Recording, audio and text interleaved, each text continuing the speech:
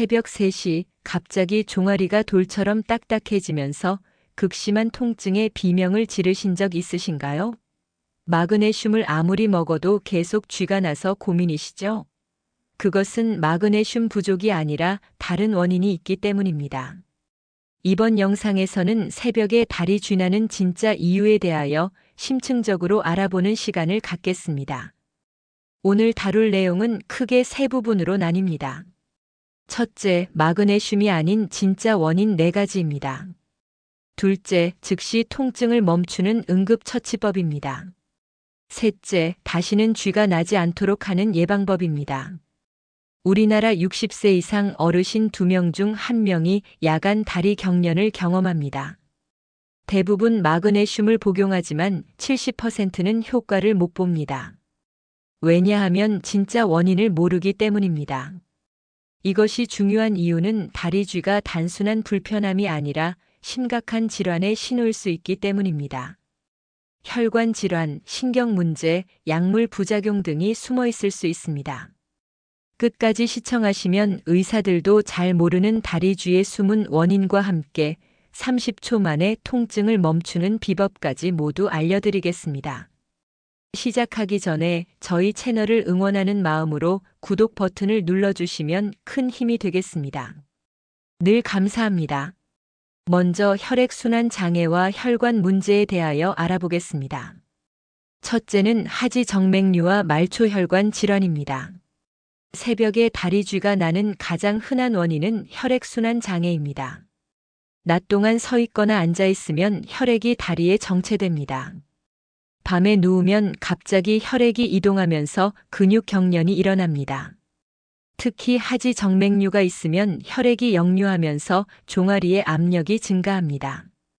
이로 인해 근육에 산소 공급이 부족해지고 젖산이 쌓여 경련이 발생합니다. 다리가 무겁고 저리다가 새벽에 쥐가 난다면 하지정맥류를 의심해야 합니다. 말초동맥 질환도 원인이 됩니다. 흡연자나 당뇨 환자에게 흔한데 다리 혈관이 좁아져 혈액 공급이 부족합니다.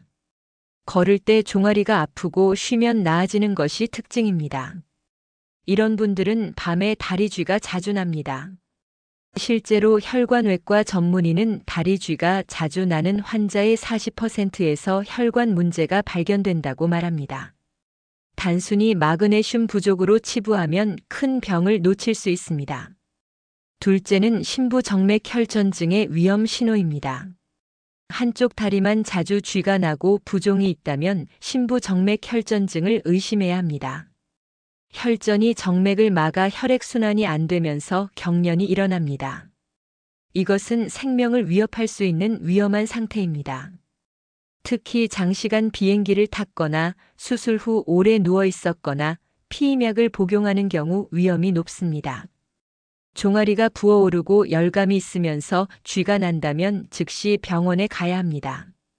혈액순환을 개선하는 방법은 간단합니다. 자기 전 다리를 심장보다 높이 올리고 10분간 유지합니다. 발목 펌핑 운동을 30회 반복하면 정체된 혈액이 순환됩니다. 압박 스타킹을 착용하는 것도 효과적입니다. 다음은 신경 압박과 척추 문제에 대하여 알아보겠습니다. 첫째는 좌골신경통과 척추관 협착증입니다.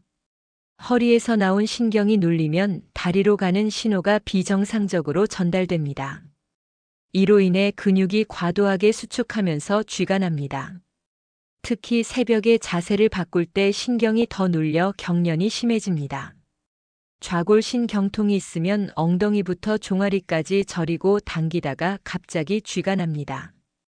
척추관 협착증은 걸을 때는 괜찮다가 누우면 다리가 저리고 쥐가 나는 것이 특징입니다. 디스크 환자의 60%가 야간 다리 경련을 경험합니다. 디스크가 신경을 누르면 근육 조절이 안 되어 경련이 일어납니다. 허리 통증과 함께 다리 쥐가 난다면 MRI 검사를 받아보는 것이 좋습니다. 둘째는 말초신경병증의 증상입니다. 당뇨병 환자의 50%가 말초신경병증을 겪습니다.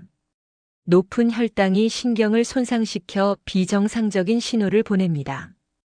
발가락부터 시작해서 종아리까지 저리고 화끈거리다가 쥐가 납니다. 알코올성 신경병증도 원인입니다. 장기간 음주로 비타민 B군이 부족해지면 신경이 손상됩니다. 발이 차갑고 감각이 둔해지다가 밤에 심한 경련이 일어납니다. 신경 문제로 인한 다리쥐는 마사지로 해결되지 않습니다. 오히려 원인 질환을 치료해야 합니다. 혈당 조절, 금주, 비타민 B 보충 등이 필요합니다. 신경 재생에는 시간이 걸리므로 꾸준한 치료가 중요합니다. 마지막으로 약물 부작용과 전해질 불균형에 대하여 알아보겠습니다. 첫째는 의외로 많은 약물들이 다리쥐를 유발합니다. 고혈압약 중 이뇨제는 칼륨을 배출시켜 근육 경련을 일으킵니다. 콜레스테롤 약인 스타틴은 근육 효소를 방해해 경련과 통증을 유발합니다. 실제로 스타틴 복용자의 25%가 근육 문제를 경험합니다. 골다공증약, 천식약, 위산억제제도 원인이 될 수 있습니다. 새로운 약을 먹기 시작한 후 다리쥐가 생겼다면 약물 부작용을 의심해야 합니다. 의사와 상담해서 약을 바꾸거나 용량을 조절해야 합니다. 특히 여러 약을 함께 먹는 경우 위험합니다. 약물 상호작용으로 전해질 불균형이 심해질 수 있습니다. 65세 이상 어르신이 5가지 이상 약을 복용한다면 정기적으로 혈액 검사를 받아야 합니다. 둘째는 수분과 전해질 불균형입니다. 탈수는 다리쥐의 가장 흔한 원인입니다. 물을 적게 마시면 혈액이 끈적해지고 근육의 산소 공급이 부족해집니다. 특히 여름철이나 운동 후 수분 보충이 부족하면 밤에 쥐가 납니다. 전해질 불균형도 중요합니다.